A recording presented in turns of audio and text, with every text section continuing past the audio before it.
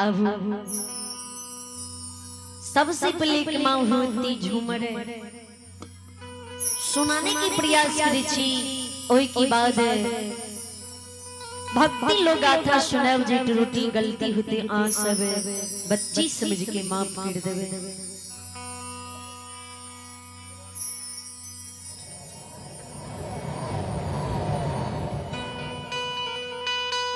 दुखिया स्त्री बक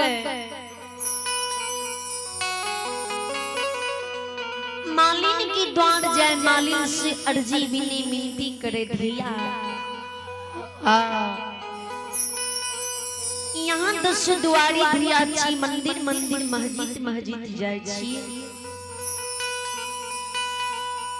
माँ की पूजा विधि हमरा जानकारी नहीं है। माँ भवानी कौन रूप में संसार में अइले कोना के माँ संसार में संसार की नर लोग नर नारी के उद्धार कइने। हे धिया कनी माँ भवानी की हमरा वर्णन सुना दिया।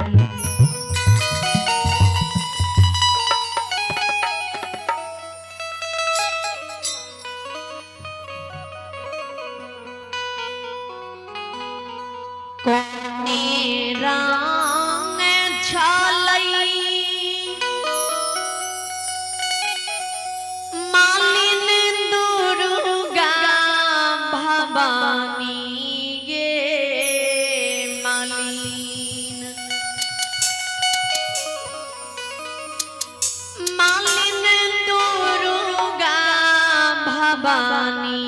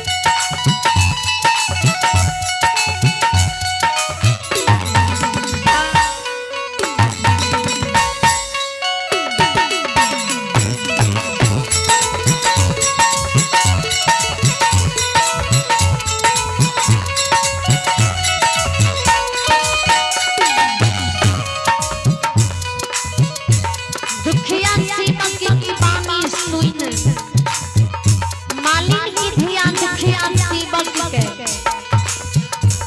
जगत जननी की वर्णन सुनावे। ए हो सेवक माँ की वर्णन सुनवा सुना।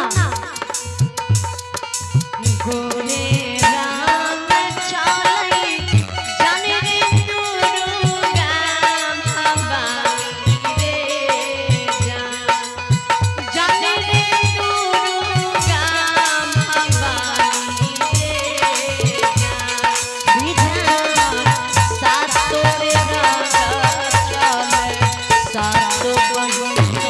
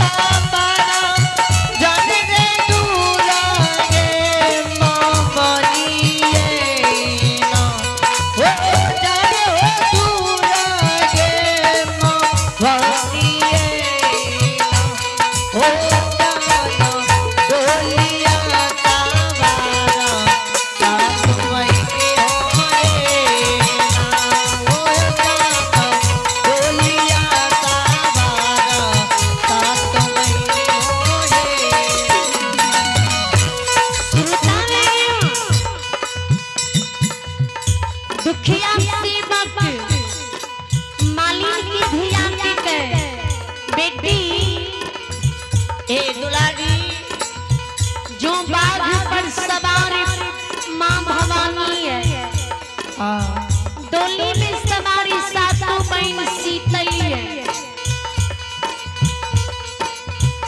माँ की पूजा विधि की जानकारी हमरा नहीं है। कोना के माँ की पूजा विधि करबे। माँ जो ये संसार में ये लिए हमरा के खुद रहे के लिए घर नहीं है। खुद बिछावन हमर जमीन पड़ी है। कोना माँ के संसार में हमें पूजा विधि करबे। ए धिया ए माली ए बेटी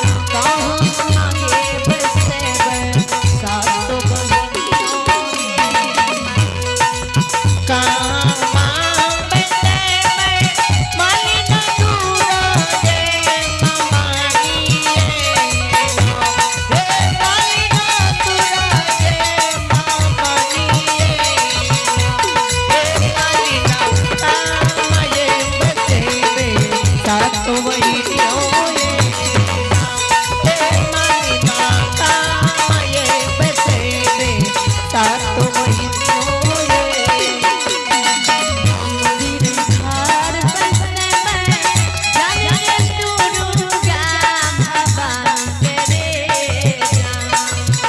जाने रे दुर्गा महारानी के रे विधान गोहार रे